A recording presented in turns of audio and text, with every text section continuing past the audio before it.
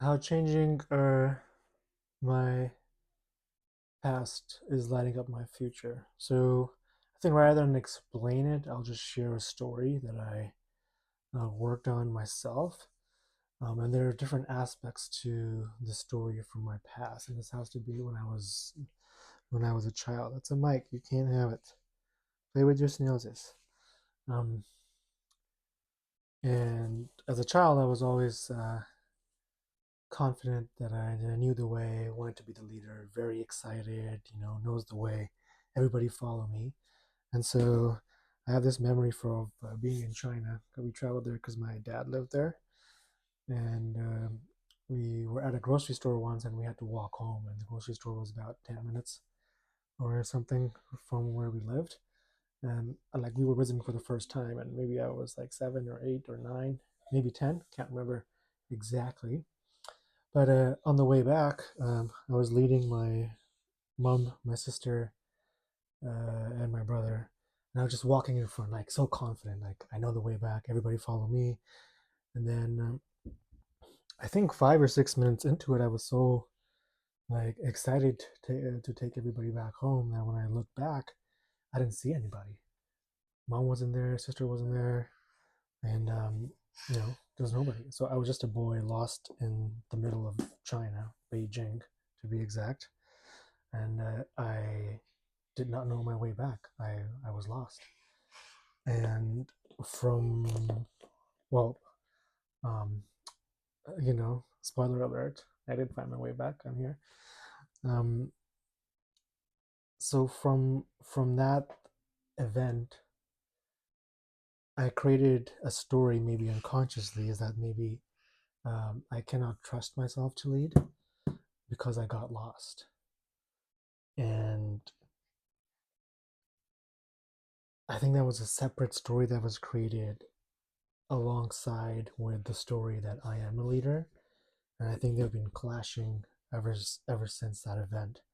And so I recently, it came to me just randomly, like after a meditation, that I just sit with that part of myself and tell him and reassure him that yes, we are in fact the leader, um, and that different aspects on in my life where I know the path and at the same time I also feel lost. Those are the two parallel stories that are kind of have been running together in the past. So I just took a deep breath, sat down, went into my heart with a deep breath, connected with the child uh, that got lost, and told him this miraculous story of me finding, my family, my wife, and then how happy we are together, our home, the work that we do, the freedom that we have.